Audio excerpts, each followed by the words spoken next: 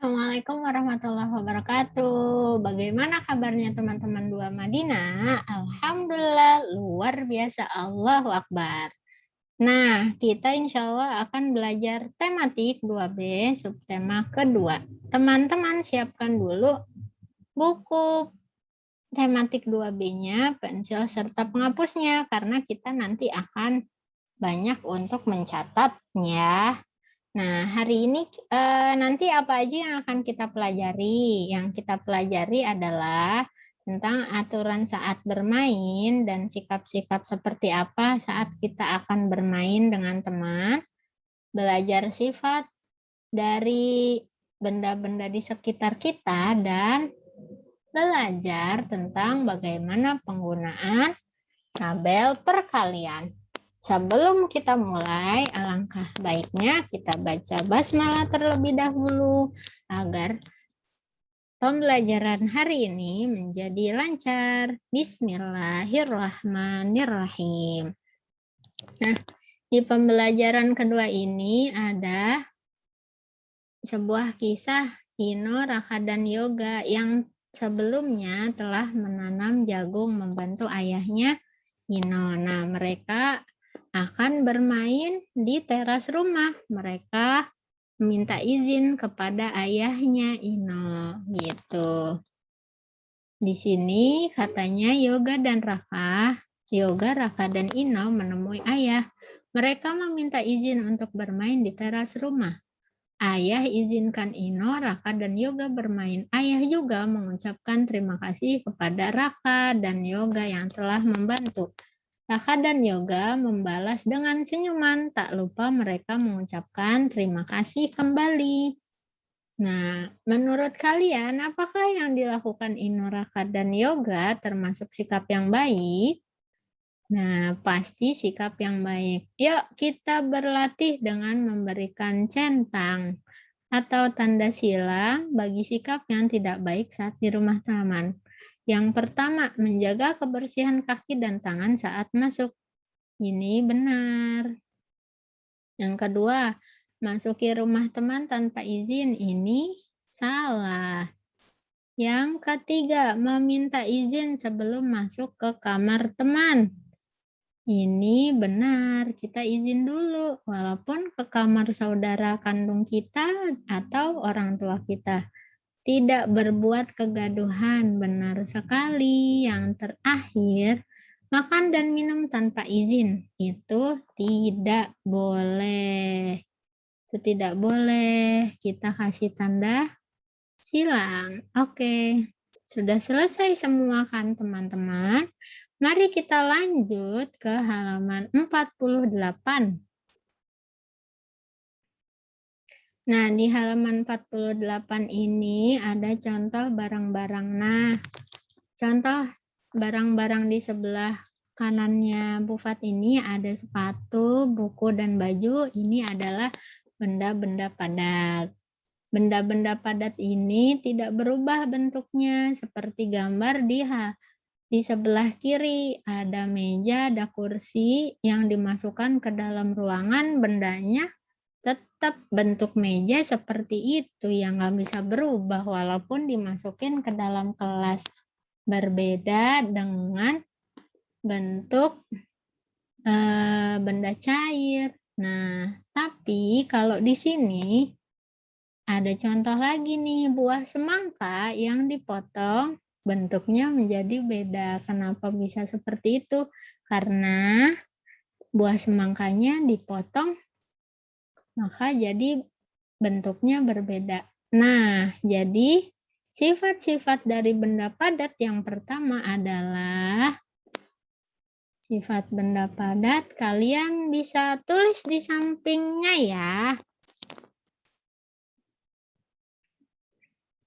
Yang pertama adalah bentuknya tetap. Nah, bentuknya tetap. Terus tidak berubah bentuk alias tetap. Yang kedua, benda padat bisa berubah bentuk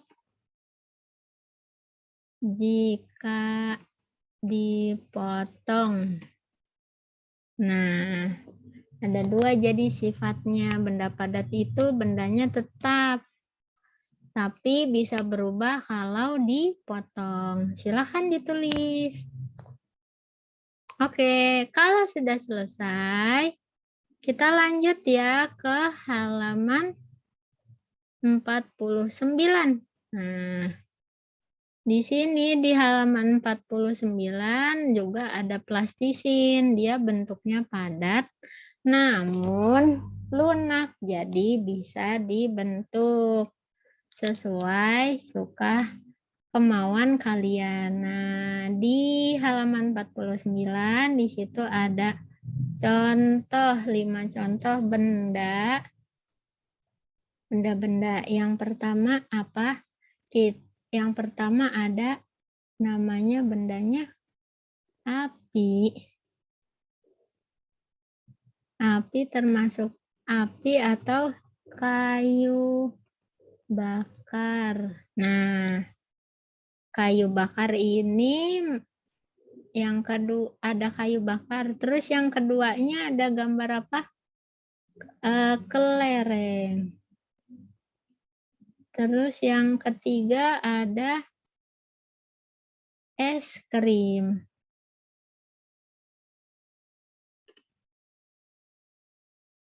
Yang keempat ada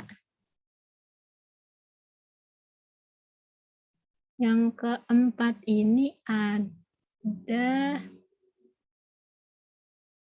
daging. Yang kelima ada es sirup.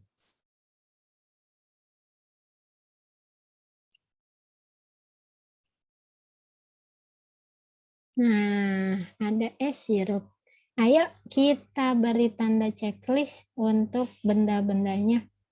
Api atau kayu bakar ini termasuk benda padat. Benar, benda padat. Kayu itu benda padat, tapi bisa berubah bentuk karena dibakar. Dibakar lama-lama jadi habis. Terus kalau kelereng benda padat bukan? Iya, benda padat. Nomor 3 es krim, bukan benda padat, dia benda cair. Daging benda padat.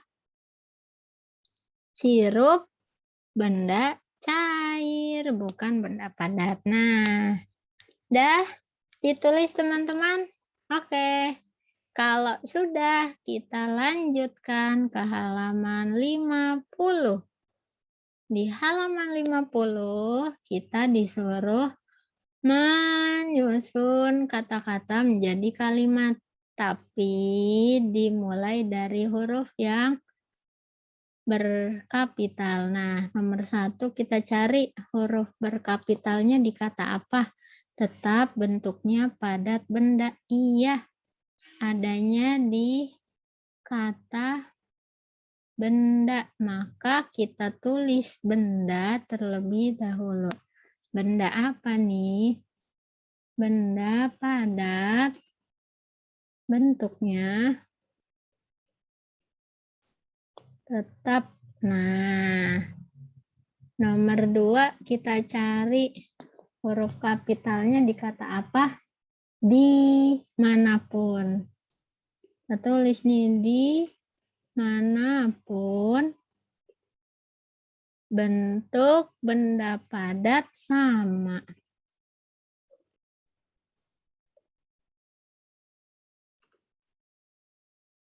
Nomor 3. Yang berkapital di kata kapanpun bentuk benda padat tidak berubah.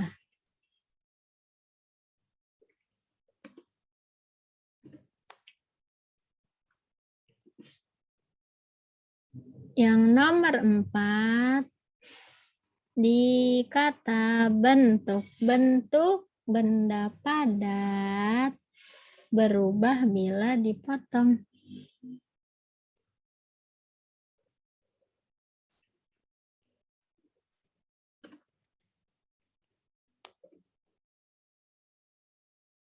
Nah, terakhir dari kata benda ya. Benda padat lunak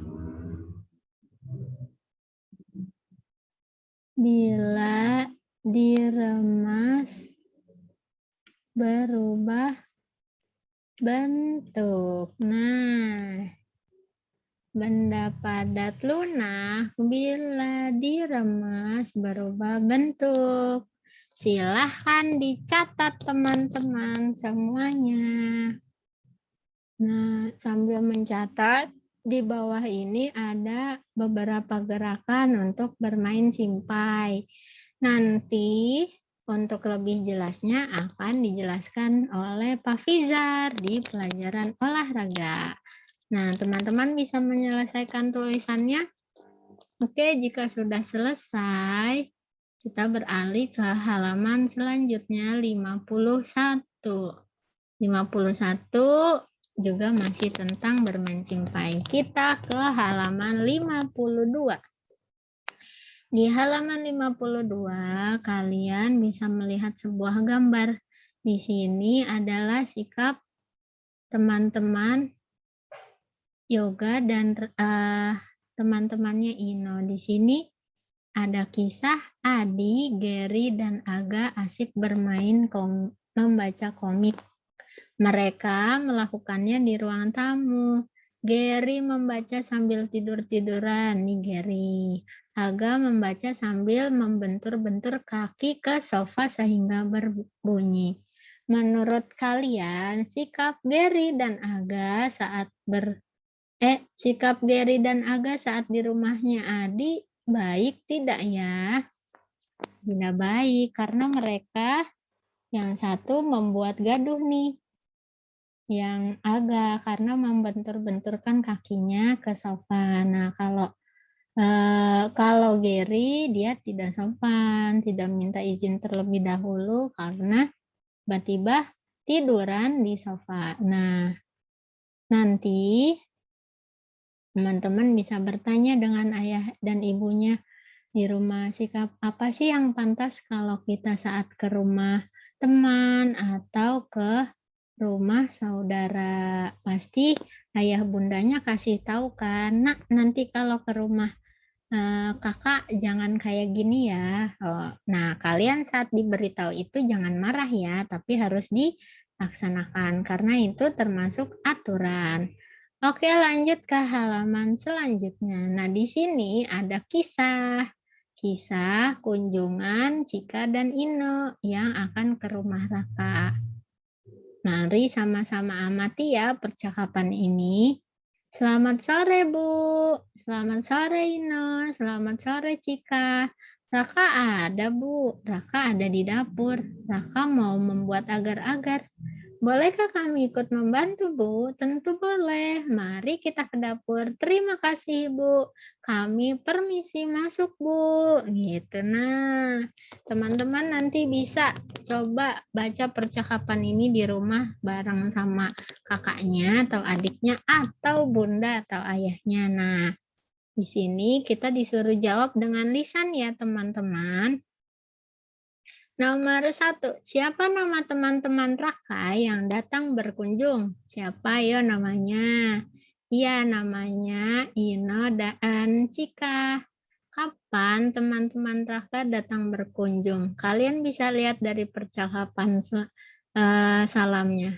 Di waktu sore. Iya, benar, karena mengucapkan selamat sore. Di manakah Raka berada? Raka adanya di dapur. Apa yang dilakukan Raka? Raka mau membuat agar-agar. Mengapa teman-teman Raka ikut pergi ke dapur? Karena bundanya mengajak untuk ikut ke dapur.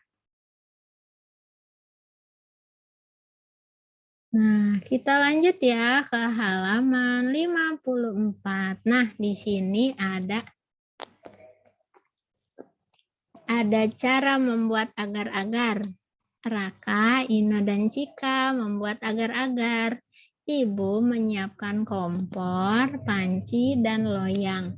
Ibu juga menyiapkan bahan agar-agarnya, potongan buah, air, dan gula.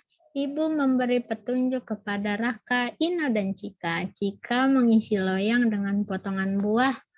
Ino dan Raka menyiapkan air dan gula. Ibu lalu masak agar-agar di dalam panci. Setelah agar-agar mendidih, panci diangkat dari kompor agar-agar lalu dituang ke dalam loyang. Cairan agar-agar didinginkan supaya mengeras. Nah, di sini ada langkah-langkah cara membuat agar-agar. Gitu. Nanti setiap sesuatu yang kita lakukan seperti buat teh dan sebagainya itu ada langkah-langkah tersendiri. Nah, teman-teman coba kita lanjut ke halaman 55 ya. Nah, di sini nih teman-teman. Ada contoh cara membuat. Sebentar ya, Bu Fat mau tarik si ininya kok kagak bisa. Nah, oke, teman-teman di sini ada gambar-gambar yang berisi urutan membuat teh, tapi ini belum urut. Kita disuruh mengurutkan ya. Yang pertama adalah gambar masukkan tehnya ke dalam gelas, nomor 1. Yang kedua yang mana nih? Dikasih gula apa tuang air panas dulu? Iya, tuang air panasnya ke dalam gelas. Yang ketiga, masukkan gula ke gelasnya. Terakhir, keempat, sajikan. Nah, di sini kalian, yuk di halaman 55 bagian bawah ada sifat benda cair. Nah, seperti yang sudah dipelajari di minggu yang lalu bahwa benda cair itu bentuknya berubah-ubah. Terus dia kalau ditaruh di botol ya seperti botol, kalau ditaruh di gelas ya seperti gelas, seperti itu. Nah, ayo kita lanjut ke halaman 56-nya. Nah, di sini di halaman 56 kalian coba perhatikan permukaan airnya. Nih, dari gambar ini kalian bisa tahu kalau permukaan airnya selalu datar. Botol yang pertama didirikan tegak, dia datar. Botol yang kedua dimiringkan, walaupun dimiringkan masih datar. Yang ketiga dimiringkan ke kiri, juga arahnya datar. Nah, yang satu lagi, saat misalnya air tumpah di atas meja, pasti dia jatuh ke lantai. Salah satu sifat air adalah mengalir dari tempat tinggi ke tempat yang rendah. Nah, silakan teman-teman catat sifat benda cair. Yang pertama, bentuknya berubah sesuai wadahnya. Nah, biar berubah sesuai wadahnya. Yang kedua, nih, permukaan air selalu datar. Terakhir yang ketiga, air mengalir dari tempat tinggi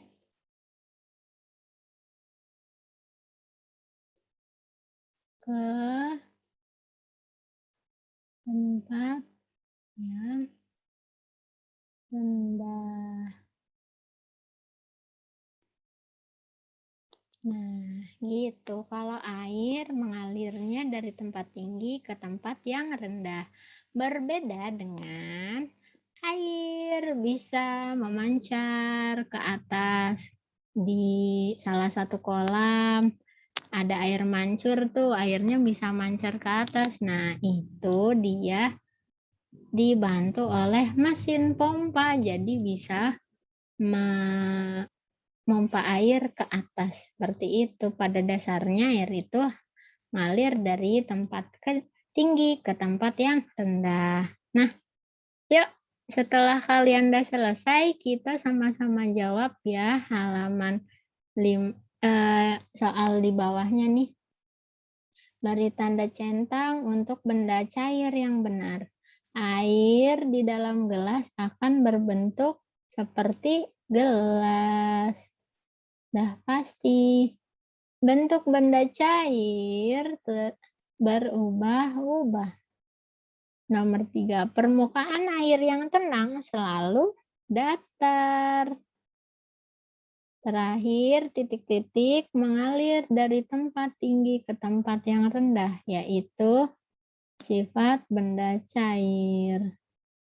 Oke, sudah semua. Kita lanjut ya.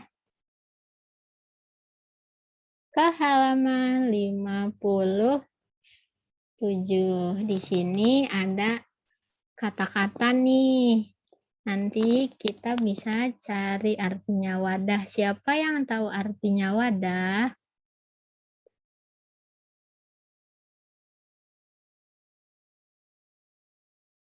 Wadah itu adalah tempat menaruh sesuatu. Nah, kalau loyang ini cetakan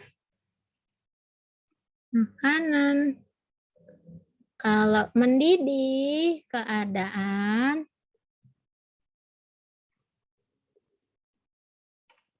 panas yang tinggi. Nah, kalau mendidih itu keadaan panas yang tinggi. Biasanya saat air dimasak di kompor, dia akan mendidih, agar-agar atau benda cair yang dipanaskan di suhu tertentu dia akan mendidih. Suhu mendidih itu adalah 100 derajat. Nah, di situ. Nah, kita lihat di halaman 57 bagian bawah, di sini ada gambar berkreasi gerak meniru gerakan air mengalir. Di sini gambarnya adalah ada 2 orang gambar. Di sebelah kanan kakinya jalan di tempat, terus tangannya dilenggak-lenggokkan perlahan, kepalanya berjalan seirama. Terus di halaman 58 kita buka, lalu kakinya melangkah ke kanan ke kiri, bergerak di ayun, tangannya maju mundur.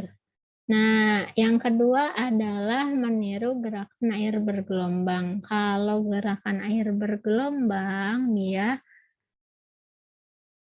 kakinya berlari di tempat, terus tangannya diayun-ayun seperti contoh gambar di sini. Jadi, kapan-kapan kita bisa berkreasi dengan gerak tersebut. Oke, terakhir nih. Di sini ada sebuah tabel perkalian. Nah, tabel perkalian gunanya apa sih? Gunanya untuk memudahkan kita menjawab hasil perkalian. Di tabel perkalian ini ada yang namanya baris, dan ada yang namanya kolom. Kalau mendatar disebut baris, kalau menurut disebutnya kolom. Nah, bagaimana cara kerjanya? Contoh ya, lihat di samping, misalnya perkalian 2 dikali 3. Di sini contohnya sama dengan berapa? Atau 3 dikalikan dengan 5 sama dengan berapa? Atau 5 dikalikan dengan 8. Hasilnya berapa? Oke, kita lihat ya. Di sini ada perkalian kelipatan 2, kelipatan 3, dan kelipatan 5. Yang mendatar ini adalah kelipatannya. Yang menurun ini adalah bilangan aslinya. Teman-teman, kalau 2 dikali 3 berarti cari angka 2 di kolom perkaliannya yang mendatar nih. Dilingkarin, lalu kita cari angka 3 di kolom menurun setelah tanda kali. Nih, dilingkarin juga. Lalu dari angka 3 kita tarik garis mendatar. Dari angka 2 kita tarik garis menurun. Ketemunya di angka 6. Maka 2 dikali 3 hasilnya adalah 6. Benar. Kita tulis di sini 6 ya. Nah, bagaimana dengan 3 kali 5? Kita lingkari dulu angka 5.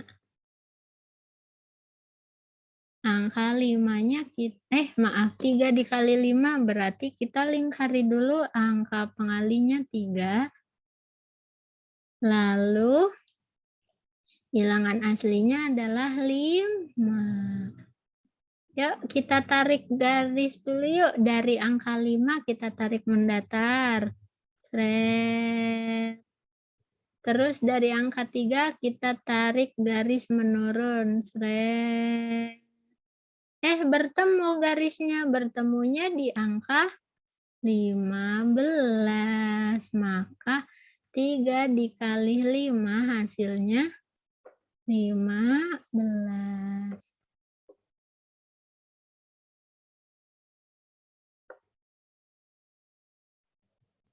Nah, 15. Sekarang coba 5 dikali 8. Yang dilingkari angka berapa dulu? Iya, angka 5-nya. Di yang mendatar. Lalu di yang menurunnya angka 8. Nih di sini. Dari angka 8 kita tarik garis mendatar. Terus dari angka 5 kita tarik garis menurun. Wah, bertemu di angka 40. Maka 5 dikali 8 hasilnya 40.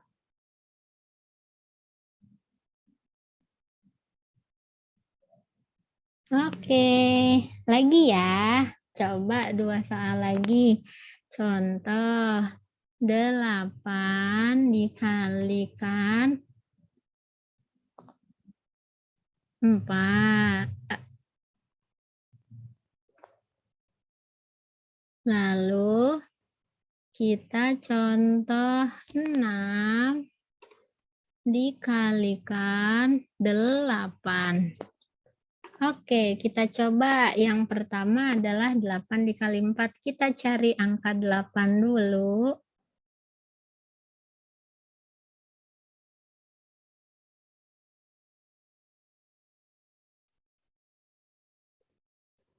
Lalu kita cari angka 4. 4-nya yang di sini. Dari angka 4 kita tarik garis mendatar. Dari angka 8 yang udah kita tandain kita tarik garis menurun. Ketemu di angka 32. Lalu sekarang 6 dikali 8. 8-nya sudah ketemu tadi.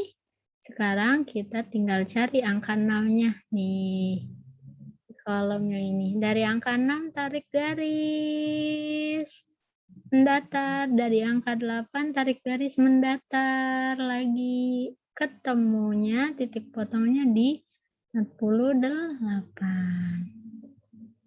Maka tadi ini 8 dikali 4 hasilnya 32.